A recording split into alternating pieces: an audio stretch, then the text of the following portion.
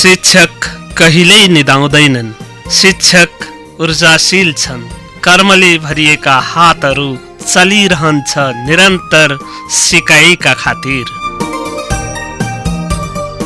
तपाईका नवीनतम कार्यहरूको सृजनशील पौरखलाई उजागर गर्न नेपाल राष्ट्रिय शिक्षक संगठन तपाईहरू बीचमा आउँदैछ। एकताको गौरवगान, एकताको गौरवगान।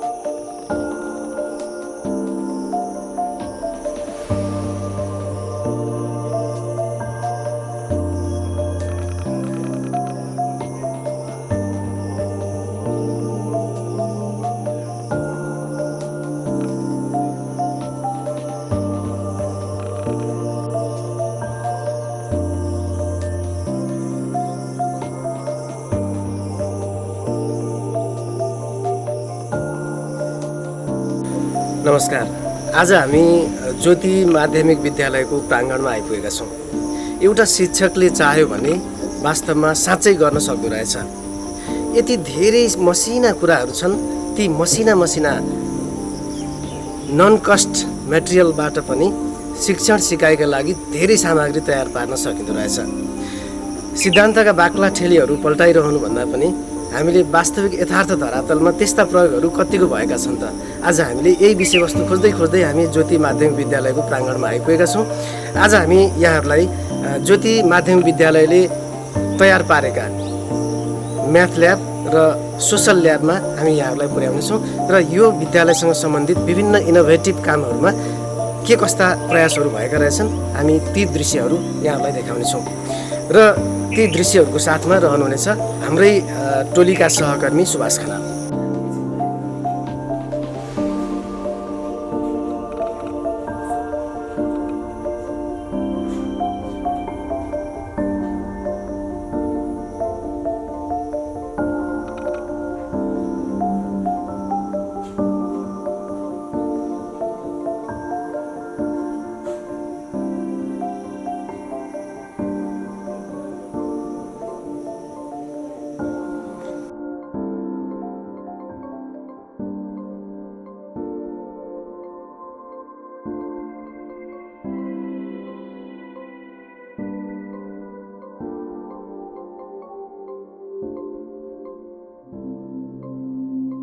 हामी यतिखेर श्री ज्योति मावि अर्नाबाडी बुलबुले आइपुगेका छौँ। यहाँ का शिक्षक गणित विषयका शिक्षक भूपेन्द्र चौलागाईले जिल्लामै पहिलो म्याथ गणितको ल्याब निर्माण गर्नुभएको छ, प्रयोगशाला निर्माण गर्नुभएको छ। यसै विद्यालयमा सोसल अथवा सामाजिक विषयको पनि अनिवार्य सामाजिक विषयको पनि जिल्लाको नमुना पहिलो ल्याब निर्माण भएको छ। हामी यही क्रममा यहाँ आइपुगेका छौँ र यतिखेर मसँग भूपेन्द्र चौलागाई सर पनि हुनुहुन्छ। तपाईँलाई स्वागत पनि गरेँ। र अलिकति तपाईँले यो खालको काम गर्नुभयो ज्योतिमाविमा आइसकेपछि होइन, यो मोटिभ भन्नु मतलब तपाईँलाई यो कुरा गरौँ यसरी चाहिँ होइन यो ल्याब निर्माण गरौँ भन्ने खालको प्रेरणा चाहिँ कसरी पाउनुभयो, केबाट प्रेरित हुनुभयो? धन्यवाद सर।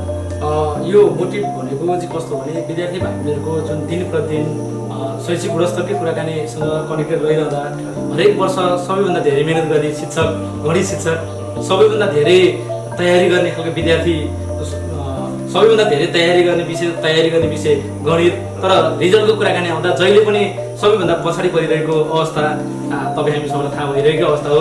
त्यसले गर्दा त्यही विषयवस्तुलाई समेटेर विद्यार्थी भाइहरूलाई कम्तीमा कन्सेप्ट क्लियर पनि जान पाइयो, हरेक मेटेरियल बेसबाट उनीहरूलाई कनेक्ट गर्न सक्यो भने अझ सहजीकरण हुन्छ र अझ रिजल्टलाई अर्थात् शैक्षिक गुणस्तरले उकास्न सकिन्छ भन्ने कन्डिसन लागेर पछिल्लो चरणमा हरेक विषय जुन च्याप्टर पढाइन्छ त्यो च्याप्टरलाई कन्सेप्ट क्लियर गराउनलाई त्यो विषयवस्तुसँग के सम्बन्धित छ त शैक्षिक सामग्री, त्यो शैक्षिक सामग्रीलाई पहिला सुरु सो गरौँ, विद्यार्थी भाइहरूलाई नै इन्गेज गराएर सिकाउने काम गरौँ र कन्सेप्ट क्लियर गरेपछि त्यो सिकाइ के हुन्छ दीर्घकालीन हुन्छ भन्ने कन्सेप्ट आएर छुट्टा छुट्टै मेटेरियल बनाउँदै गयो। अन्तिममा यो सबै कलेक्सन देखामा राख्न पायो भने एउटा राम्रो ल्याब बन्ने भयो होइन। त्यो हिसाबमा चाहिँ एउटा ल्याब नै स्थापना गर्नुपर्छ, एउटा रुम नै चाहिन्छ भन्ने जस्तो सोचेर हामीले म्याथ ल्याबको सिर्जना गरेका छौँ। अनि यो जस्तो ल्याब निर्माणको क्रममा होइन आर्थिक पाटो एउटा आउँछ, अर्को व्यवस्थापकीय पाटोहरू आउँछ, कसरी तपाईँले परिचालन गर्नुभयो, विद्यार्थीहरूको सहयोग कसरी लिनुभयो, व्यवस्थापकहरूको सहयोग कसरी लिनुभयो, कसरी यो ल्याब निर्माण सक्नुभयो? सबैभन्दा पहिला त सर इच्छा शक्ति हुनुपर्दो रहेछ होइन। हामी गर्छौँ र यो भिजन छ, यसरी हामी अगाडि बढ्न सक्छौँ, विद्यार्थी भाइबहिनीहरूको शैक्षिक गुणस्तरलाई उकास्नलाई यसरी मेटेरियल सो गरेर जान सकिन्छ भन्ने एउटा स्पष्ट भिजन पहिला हामीले बनायौँ। त्यसपछि विद्यालय व्यवस्थापन समिति प्रशासनको पासँग कुरा सहकारी गरेपछि ठिक छ यसरी जान सकिन्छ भने अगाडि बढ्नु होला, हाम्रो साथ र सहयोग हुन्छ नै भन्ने कन्डिसन भयो। त्यसरी ओडा लगायत हाम्रो ओडा लगायत अन्य सहयोगी दाताहरूसँग हामीले केही सहकारी गऱ्यौँ। त्यही अनुरूप लो कस्ट नो कस्ट सरले देख्न सक्नुहुन्छ कति मान्ने सामानहरू छ होइन। हाम्रो खेर गइरहेका जुन सामानहरू छ त्यही खेर गइरहेका काठका सामानहरू कार्टुनहरू भयो होइन।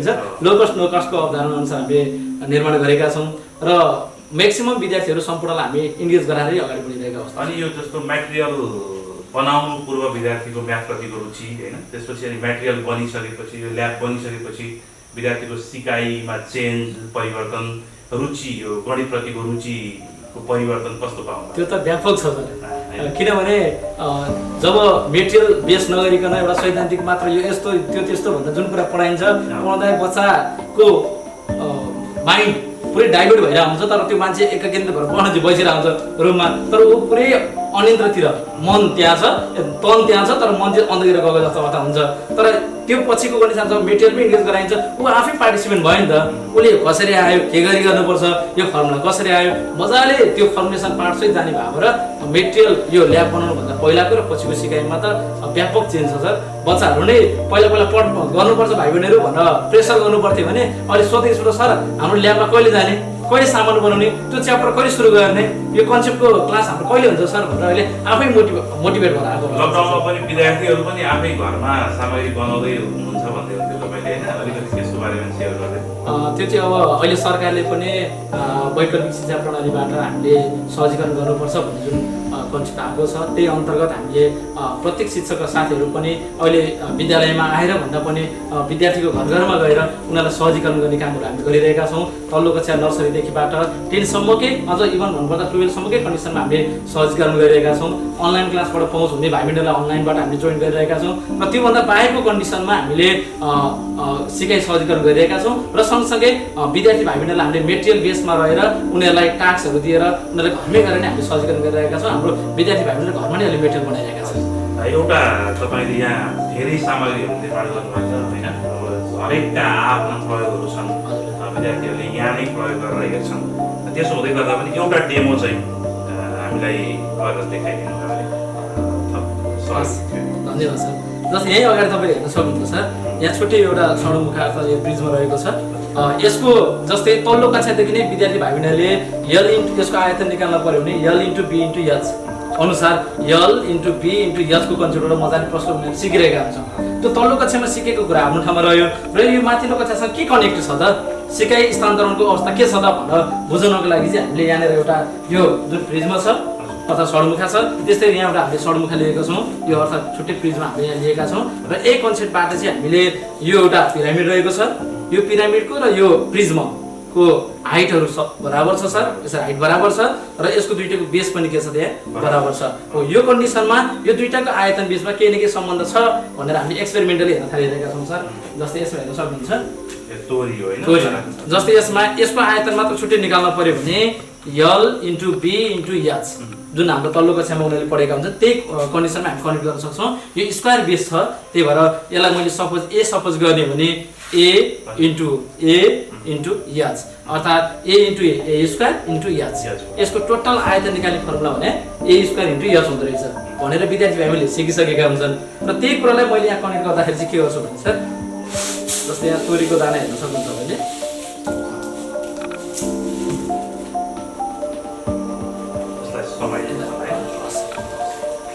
जस्तै 1 टाइम्स भयो सर एक बनाइदिउँ सर यो कतिचोटिमा भनिन्छ यो दुईटा बिचको रिलेसन के छ त भनेर हामीले चेक गर्न खोजिरहेका छौँ यो दुईटैको बेस आयतन र पिरामिडको रिलेसन के छ जस्तै हामीले दुईचोटि खनायौँ सर यसमा 2 भाग हाल्दा पनि यहाँ भरिएको छैन अब 3 भाग हाल्दा के हुन्छ हामी चेक गर्दैछौँ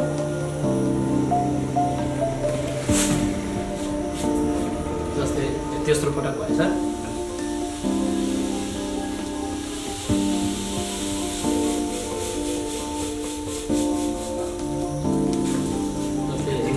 तीनचोटि हाल्दा ठ्याक्कै भयो यसको मतलब यसको आयतन ए स्क्वायर इन्टु एच हुन्छ भने यसको 3 भागको ए भागसँग बराबर हुनै पर्यो 1/3 ए स्क्वायर इन्टु एच विद्यार्थीहरूलाई यसरी प्रत्यक्ष गरेर सिकाउँदाखेरि तुलनात्मक रूपमा थ्योरिटिकल्ली बोर्डमा सूत्र लेखेर सिकाएको भन्दा धेरै सूत्र लेखेर गर्दा उनीहरूको मस्तिष्क त्यहाँ जान त जान्छ तर मस्तिष्कमा दीर्घकालीन हुँदैन भिजुलाइज हुँदैन तर यो त भिजुलाइज गरेर सरले यसरी 3 चोटि खनाउनु भयो मैले 3 चोटि खनाएँ 3 चोटि खनाउँदा ठ्याक्कै भरियो भन्दा त छुट्टै कन्सेप्ट भयो नि यही कुरालाई हामीले अझ रिकल गराउन यस्तो नि गरेका छौँ सर यसको यो जत्रो पिरामिड छ त्यत्रै पिरामिड छुट्टा छुट्टै बनाएका छौँ सर 3टा छुट्टा छुट्टै हामीले यसरी बनाएका छौँ र यो 3टा पिरामिडको लाई एक ठाउँमा कम्बाइनिङ गर्ने भने अहिलेको जुन प्रिज्म अर्थात् षड्मुखा बनाएको थियो त्यो के रिलेसन हुन्छ जस्तै हेर्न सक्नुहुन्छ हजुरले यसरी फोल्ड हुन्छ सर यहाँनिर यो यतातिर आयो यो यतातिर गयो सर षड्मुखा बन्यो त्यसपछि यो षड्मुखाको आयतन भने त्यही L into B into H L into B into H यो स्क्वायर बेस छ त्यस भए यो ए इन्टु एच गर्दा ए स्क्वायर इन्टु एच त्यस भए यो टोटलको ए स्क्वायर इन्टु एच हुन्छ भने यहाँ त जम्मा कतिवटा पिरामिड छ सर 3टा छ नि त त्यसमा एउटा पिरामिड कति हुनु पर्यो त 1/3 ए स्क्वायर इन्टु एच हुने भयो हस् धन्यवाद तपाईलाई यो जानकारी प्रस्तुत गर्न थ्याङ्क यू सर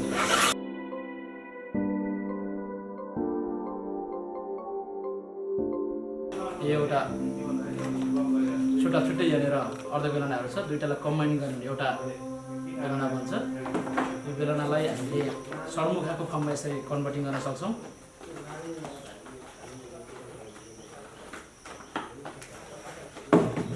यसरी षड्मुखा बन्छ त्यसपछि यसको टोटलको आयतन भनेको L into B into H यो यल भयो एच छ यो पाइआर इन्टु आर गर्दा pi r into r pi r square into H अर्थात् बेलनाको आयतन पाइआर स्क्वायर एच हुन्छ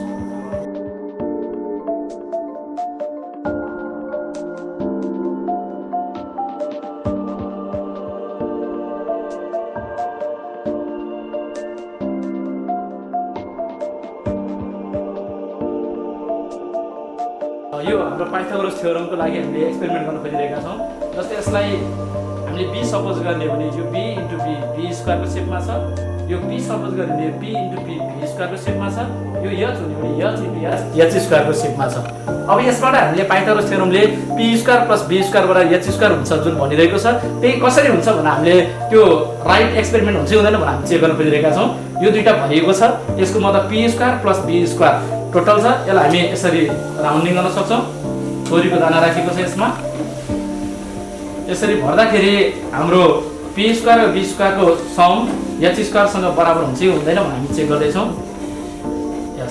ठ्याक्कै बराबर भयो यसको मतलब यो पी स्क्वायर प्लस बी स्क्वायरबाट के हुन्छ एच स्क्वायर हुन्छ भनेर जुन पाइथागोरस थ्योरमले भनेको छ त्यो एक्सपेरिमेन्ट हामी यसरी पनि सो गर्न सक्छौँ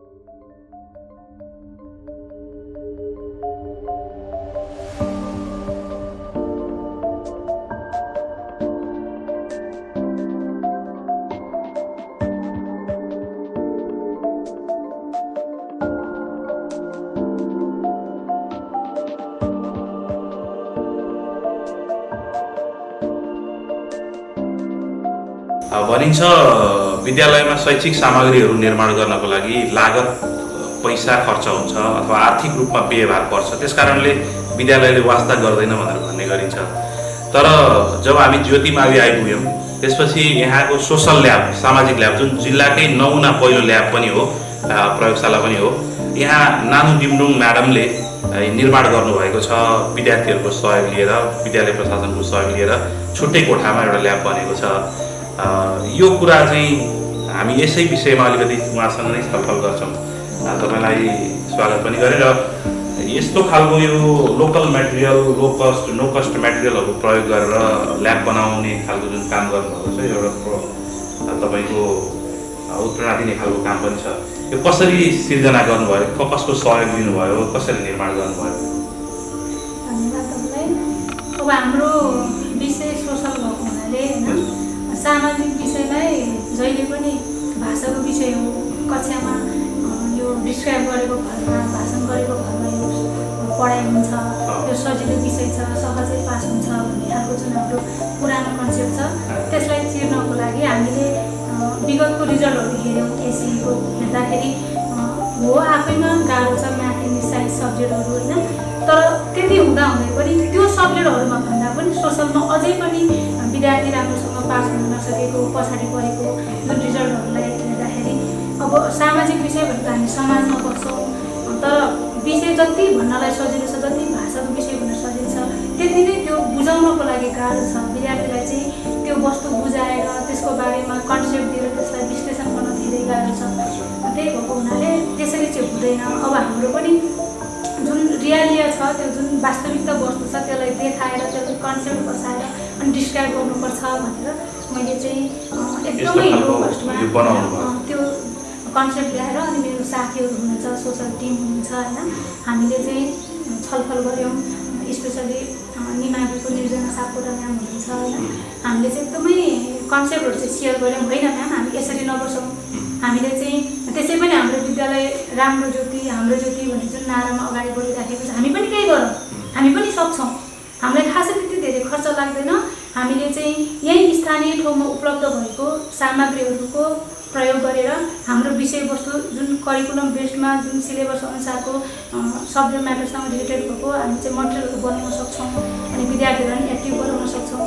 र त्यो अनुसारले विषयवस्तु बुझाउँदै उठाउनलाई चाहिँ यो सामाजिक विषयमा अझै पोख्त बनाउन हामी चाहिँ प्रयास गर्न सक्छौँ भनेर हामीले चाहिँ एकदमै म्याडमहरूको टिम बन्नुभयो होइन, यो स्कुलमा सोसल पढाउने निमावि तहको, मावि तहको म्याडमको टिम बन्नुभयो, त्यसपछि बनाउनु भयो। विद्यार्थीहरूको पनि सहयोग लिनु? विद्यार्थीको त एकदमै सहयोग लियौँ, किनभने उनीहरूलाई बुझाउनुपर्छ होइन। हामीले अब सामाजिक विषय भनिसकेपछि जियोग्राफीका कुराहरू आउँछन्, हिस्ट्रीका कुराहरू आउँछन् होइन, त्यसपछि गएर हाम्रो कलाको, संस्कृतिको कुराहरू आउँछन्। त्यसैले अब हामी चाहिँ वाद्यवादनको कुरा गर्छौँ, हामी सारङ्गी भन्छौँ होइन, पुरानो सामग्रीहरू पनि राख्नुपर्छ। सारङ्गी भन्छौँ, सारङ्गी देखेको हुँदैन बच्चाले, कस्तो हुन्छ भनेर थाहा हुँदैन, हामी चाहिँ खालि रटाउने मात्रै लाग्छौँ, तर वास्तवमै सारङ्गी बनाइसकेपछि सारङ्गी यस्तो हुन्छ। अनि वास्तुकलाको कुराहरू गर्छौँ होइन, हामी चाहिँ वास्तुकलामा चाहिँ शिखर शैली भन्छौँ, स्तूपा शैली भन्छौँ होइन, त्यस प्यागोडा शैली भन्छौँ। त्यो भाषा मात्रै पढेर आउँछ, वास्तवमा प्यागोडा शैली कस्तो हुन्छ भन्ने कुरा थाहा हुँदैन। यहाँनिर छ होइन, त्यो प्यागोडा शैलीको कुरा पनि छ। अब हामीले वास्तुकला पढाउने बेलामा चाहिँ हामी चाहिँ स्तूपा शैली भनेर भाषा मात्रै पढाउँछौँ होइन, स्तूपा शैली कस्तो हुन्छ भन्दाखेरि यसरी देखाएर यस्तो हुन्छ कि स्तूपा शैली, सधैँलाई त्यो कुरा विद्यार्थीको दिमागमा आउँछ। अनि प्यागोडा शैली यस्तो हुन्छ, अनि शिखर शैली यस्तो हुन्छ भनेर हामीले देखाउन सक्यौँ भने उनीहरू चाहिँ कन्सेप्ट क्लियर हुन्छ। त्यसपछि गएर उनीहरू त्यो डिस्क्राइब गर्न सक्छन् होइन। सोसलको त स्पेसली विषयवस्तु चिनाउने, त्यसपछि गएर डिस्क्राइब गर्न सक्ने क्यापासिटी बनाउने हो। अलिकति बाहिरबाट हेर्दाखेरि के भने सोसलको पनि ल्याब हुन्छ र प्रयोगशाला हुन्छ र भन्ने खालको कुरा नि आयो होला नि तपाईँले जो निर्माण गर्ने क्रममा? हामीले चाहिँ स्पेसली ल्याब र प्रयोगशाला भन्दा पनि ग्यालरी भनेर राख्यौँ न, सोसल ग्यालरी, किनभने हाम्रो चाहिँ आफ्नो विषयवस्तुसँग रिलेटेड भएको शैक्षिक सामग्रीहरू तयार गरेर त्यसलाई चाहिँ सङ्कलन गरेर राख्ने जुन सङ्ग्रहालय हुन्छ, हामीले चाहिँ सोसल ग्यालरी भनेर नामकरण राख्यौँ। अब यो सुन्दाखेरि सुरुमा चाहिँ हामीले सँगै देखिराखेको कुटो, कोदालो होइन, डोको, नाम्लो यस्तो पनि बनाउनुपर्छ र भन्ने खालको कुराहरू चाहिँ सुरुमा आयो। तर हामीले मेहनत गरिसकेपछि, बनाइसकेपछि, अनि जुन निरीक्षणमा आउनुहुने अभिभावकहरू जुन हामीले यो चाहिँ उद्घाटन गऱ्यौँ, त्यतिखेर चाहिँ एकदमै वा भन्ने भयो। अहिले सबैबाट एप्रिसिएसन पाउनु भएको छ, सबैले चाहिँ यो राम्रो मान्नु भएको छ है। हस्, धन्यवाद।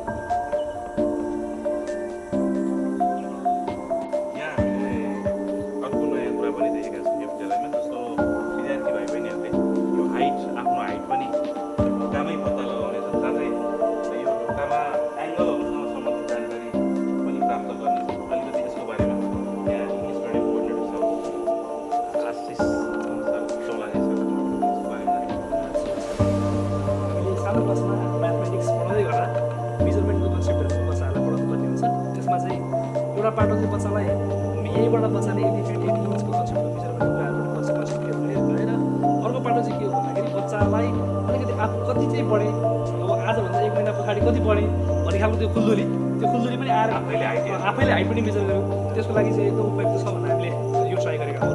यो चाहिँ बच्चाले ढोका खोल्दाखेरि अब यो अहिले लागेको ढोका ठ्याक्कै 0 डिग्रीमा छ, त्यसपछि कति डिग्रीको ढोकामा कति डिग्रीमा खोलिदियो प्रोटेक्टरलाई बच्चाले आफैले भरि बोर्डमा सिकाउनुभन्दा यसरी सिकाउँदा चाहिँ उपयुक्त हुन्छ भनेर हामीले यो चाहिँ अब प्र्याक्टिस गरेँ हौँ। एङ्गलको कन्सेप्ट बच्चा ढोका खोल्दैखेरि पनि सिक्ने भयो, खोल्दाखेरि कन्सेप्ट क्लियर भयो। त्यसको लागि चाहिँ हामीले गरेँ। हस् धन्यवाद।